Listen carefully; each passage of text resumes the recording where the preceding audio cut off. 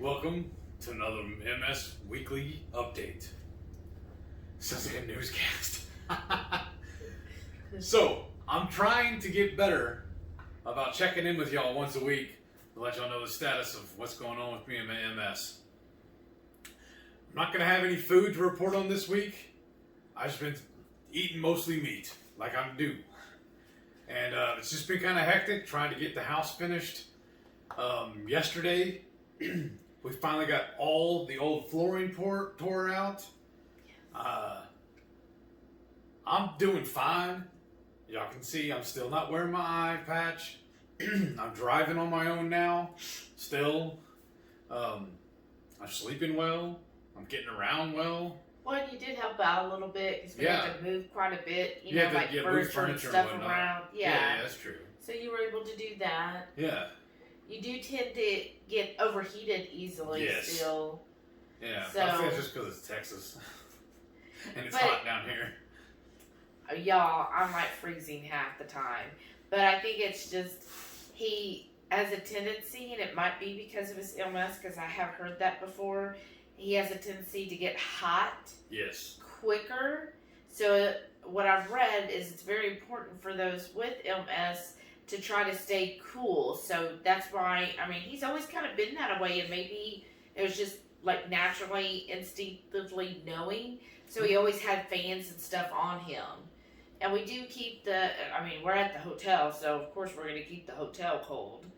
Yeah. We're already paying for that. But at the house, like for several weeks, because of everything, we didn't have the air conditioner on at all. Yeah. So that was fun. He would be using the fans but a ceiling fan and then a little floor fan pointed at me as well. Yeah, but it's been pretty cool. Yeah. Luckily, so it's not like it was dying in there. It's just a couple of times it started to get kind of warm in the afternoon, but then then it was almost time to go, so it wasn't horrible. Right. In the morning it's actually pretty cool when we first get there, and that's very nice. Yeah. But then around lunchtime, that's whenever it starts getting unbearable. But I don't know. I'm taking my pills like normal. There was a couple of days where I forgot to take them all together, and so I added an alarm on my phone to make sure I take them every single day. So, and then I get up every Sunday and reset my little pill box, refill them all. Yeah. So, and that's about it, really. Well, yeah, and just kind of business as usual. We've been doing well. He's continuing to eat, high protein, high fat. But notice I was for a while there only eating 2 meals a day, but now I'm starting to eat breakfast almost every day. It's just a couple of hard-boiled eggs and maybe sausage or something like that. But I've just been ravenous. In the mornings? All day long, actually. Because I'll even get a snack every once in a while, a little meat stick or something during the day. I'm just hungry all the time. Oh. Yeah. So. Wow. I think that's a good sign. If I'm hungry, that means my body needs it. That's what I'm rating it as. Because it seems like at lunch you get full. Yeah, I do. But then. And then dinner. 4:30, whatever. I start wanting a little something else again. So, I don't know. Oh, I didn't know you'd been eating anything. Yeah, because we're totally out of the meat sticks now. I was thinking about ordering another package of the F-bomb. Okay. So, and we're totally out of the other jerky as well. Well, generally my lunches change almost day to day. They could be any time between noon and 1:30. So, like one day I'll have it at 1:30. The next day it could be noon. So it just changes every day. And so you eat, I thought, about 4 hard-boiled eggs for breakfast. Right. And then, are you having a snack thereafter? No, not till lunch. Then you eat lunch. Right. And then you're having a snack at 4? 3:30, 4 o'clock usually, yeah. Ah, okay. Yeah. That's why you're not starving for dinner. Yeah, my snack is, like I said, a meat stick or 2. Those little F-bomb ones usually. And then we'll have dinner, usually about 6 o'clock. And so that explains why sometimes at dinner I'm like starving. He's just like, I'm fine. We don't to rush. But the later we stay up cooking, the later it is we get to bed too. So yeah, the mornings aren't fun. Look at her, she's so cute. Is she trying to get her to me? Maybe. So I guess we'll give a little update on Delilah too, if y'all are interested. She seems to be using her leg a little more often, so she seems to be trying to test it out, you know, how's it feeling, and she's used it. It seems like if we're on like a carpet, she seems to trust that more than when we're on like cement or tile. Yes, so I don't know. I think that the tile is because, girl, it hit me right there. Does not feel good. I think on tile because it's easy to kind of slide a little bit. Yeah. So I don't think she likes the feel of tile, especially on that foot. Like she feels like it's gonna, like I guess she's gonna slide it out or something.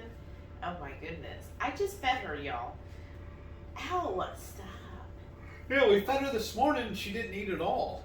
Yeah. Well, this is a day we run our errands, and so I think she doesn't. You know, she's just like, well, I'm not going to eat if they're not here. And then if y'all want, we can also include updates of like my coaching. So if you know, tune into our lives on Friday nights, and make sure you do that. Friday nights, 6:30 Central. Anybody can join. You don't necessarily have to be keto. If you just want to stop in, say hello, talk about multiple sclerosis or any autoimmune, you're certainly welcome to. You just sneezed all over me. You silly. But anyways, if you've been following us, I'm actually getting coached. Ow, stop. I've been getting coaching. We need to get her some coaching. That helped me, and so I've already gone through a cut. It was a 12-week cut. I ended up losing over 30 inches, and now I'm awesome. Yeah, it really is.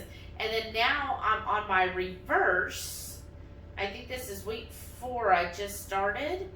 So I've lost, in the past week, I lost another 2 inches and I lost 4 pounds. Now during my cut, my weight kind of went up and down, up and down. And I think I ended up only losing like 3 pounds total during the whole cut. I've lost more on my reverse. So if you're not familiar with how it works, is like on a cut, you start off at these certain macros. They're usually pretty high. And then every week, you slowly decrease it because you don't want to shock your metabolism. So you slowly start going down. And then when you get to the bottom of the cut, you're at the lowest. And let me tell you, the last 2 weeks, honestly, they're rough. Because there was times where I was like starving and he's like, well, just eat. And I'm like, I can't. I would want to, but I have to meet my macros. That's what I'm paying for. And then, so it's a little, it is trying, but then if you get through it, which you will, once you get through it, then when you start your reverse, you're like so freaking happy. Because it's like, oh my gosh, I get so much food. And you kind of feel like you get a lot of food because you know, immediately you jump up you use like the 2 weeks prior, and you jump up and you start every week that you're basically on the reverse. You want to make sure you don't gain more than 2 pounds or any inches.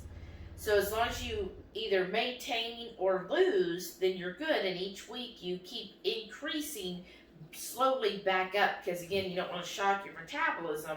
So I'm like on the 4th week of increasing back up, and it's like, I mean, y'all, I'm eating like a lot. Like I eat, I think it was 145 grams of protein.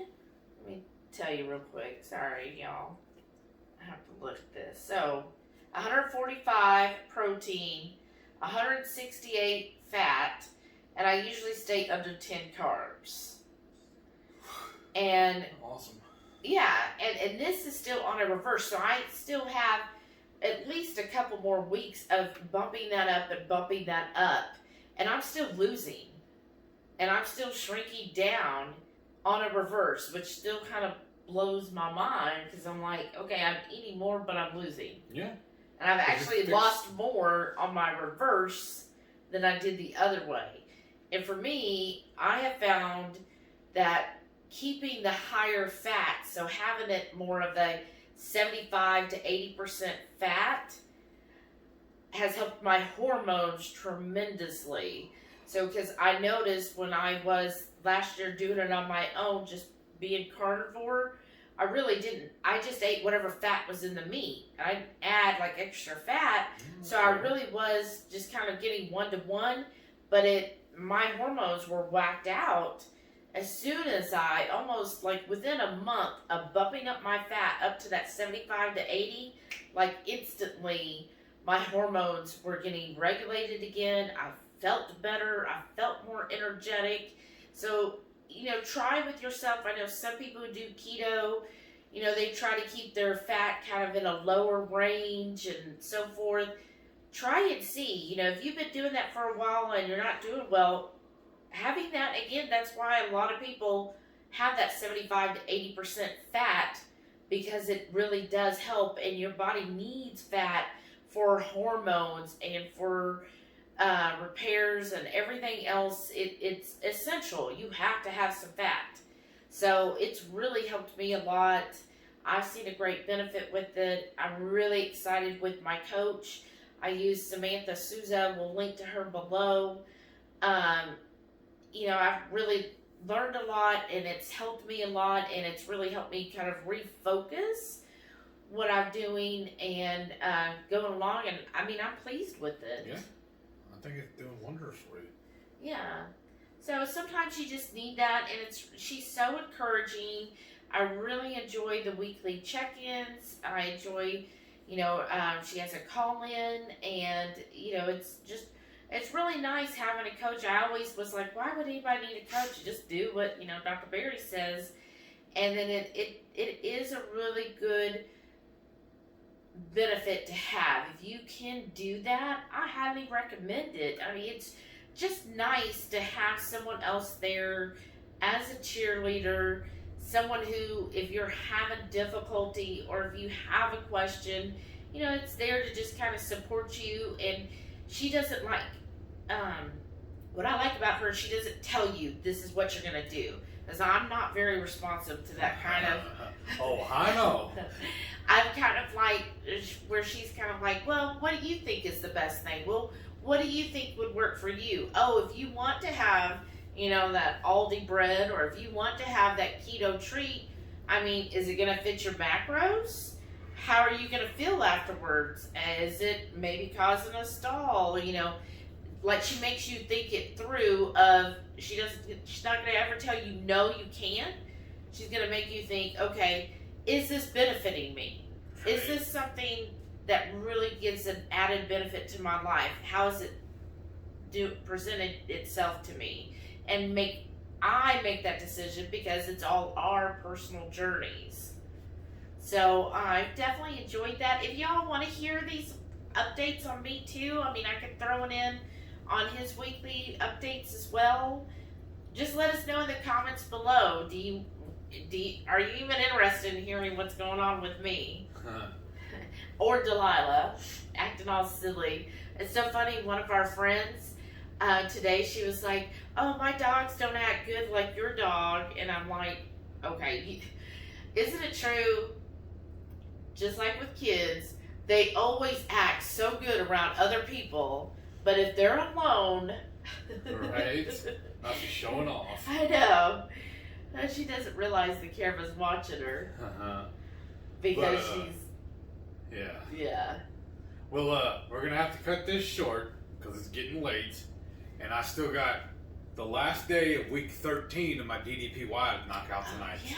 So I'm going to get started on that, and we'll check in with y'all next week. And thank y'all for watching. 1 second on the DDPY. What about it? Well, so DDPY, if you've looked into the program, you start it where you feel comfortable, whatever level you're at. Yeah. Now, with his mobility, when we first started this, we started at the stand strong level. Chair force. Chair force, yes, yeah. I'm sorry. Thank you. If y'all ever remember that old PBS show, Sit and Be Fit, that's what it reminded me of. Yes.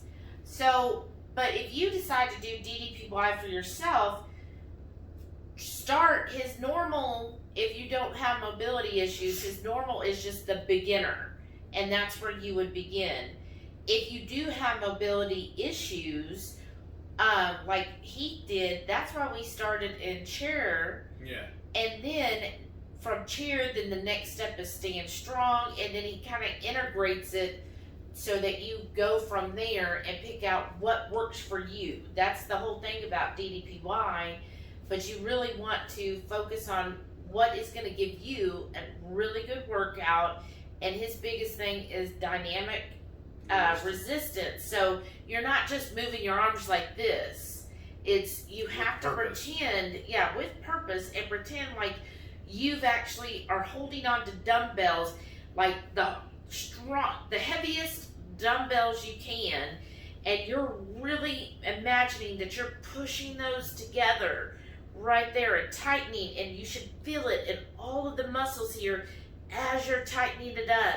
And so even though sometimes when you see it you look like you're doing this, you're really focusing on those muscles, and he kind of tells you this is where you're going to feel it so that you know which muscles you need, that you should feel it. So afterwards you're like, okay, yeah, I really felt it there. That's where I'm feeling it, and that's how you know you're doing it right. Our good friend Renee is the one that really told us that too. She's like, look, what's good is you're working out correctly by knowing if you work those muscles you're supposed to be. So a good trainer and a good program will tell you, okay, when you do this exercise, this movement, this is where you should be feeling it, and you should feel that. If you're not, then you're either not doing the motion correctly, or you're not putting in the type of resistance that you need for that. But on his, so we're almost done with stand strong, so then we'll be doing beginner next. And I tell you guys, when we want to film this, maybe he'll let me film, he's shy, because now this is unbelievable. If you go back and watch like the first week where he could barely sit in a couch, now he is doing workouts where he gets on the floor into what you might know as like dog style, where you're on all fours, and then he's lifting one of his legs, like his left leg behind him and up, while his right arm is outstretched in front of him.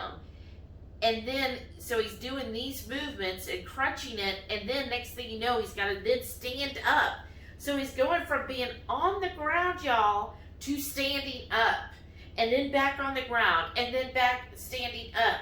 Like he's going up and down, and moving very well with this. And it's like incredible for me to see that, because I remember him being on the floor and could not. We had to call EMS to come get me. Right. Out. He could not roll himself over. Like 2 times he fell. Like one time he fell on his like kind of back, and he couldn't move to where he could then sit up on his knees to push himself up. It was just impossible. He had no strength to do that. And so for me, it's very emotional and exciting to see him go and be able to get down on the floor and then push himself to a standing position like that. Like, to me, that just shows when you eat properly, and you work out and focus on your core, focus on building the muscles, so that if that happens again, you've got the muscles on your body to give you the strength to do that. It's just weird too, though. I mean, kind of a subject change a little bit, but you see me still popping my neck, or sitting here, I'll pop my ankle. Even when I was going through the therapist and everything, they couldn't figure out why it's happening to me. They don't know, it's just a quirk or something now. But through working through his system, I feel like it's getting better. I don't have to do it as often. And I don't know, I'm impressed myself with what's going on. And for those of y'all that don't know or are curious, the DDPY, it's Diamond Dallas Page Yoga. And he says, this ain't your mama's yoga. He's an ex-professional wrestler, And I've been a wrestling nerd my whole life. She's always laughed at me about it because it's kind of silly. It's grown men in their underwear pretending to fight. I mean, seriously, that's what it is. I was told her I wanted to try this, and she was kind of like, oh, I don't know. But if y'all want, go search for Joe Rogan podcast, his interview with DDP, where he talks all about it. I made her sit down and watch it with me, and she's like, oh, wow, that is pretty interesting. Yeah, let's check that out. And then also, I'll leave a link down to that interview. And then also, his star pupil, I think, is a man by the name of Arthur Gorman. He's an ex-Navy, I don't remember his Navy, but he's military paratrooper. Yeah. And when you watch him, he was wearing a full body harness thing with a back brace, and he had to wear those canes that you hook onto your arms to walk with. That's where he started with. By the end of that little video, he's up and running. And he's able to run, and now he helps do the exercises and coaches you through the things. It's just remarkable things that the people are doing just by following his guidance. Yeah. And he even does things where he talks you through and teaches you how to cook and how to adjust your diet and everything. Yeah, because he very much is on the, I would call him more paleo. Yes. But he's very much get rid of all of the packaged food. You need to go to Whole Foods. All naturals. All natural foods, but I would consider him more paleo. Yeah. And maybe some low carb, so he's not eating, like he doesn't do simple carbs, as they say, but you know, all carbs are bleh. But anyways. He's 60 years old and still having wrestling matches. Yeah. Well, I mean, so what?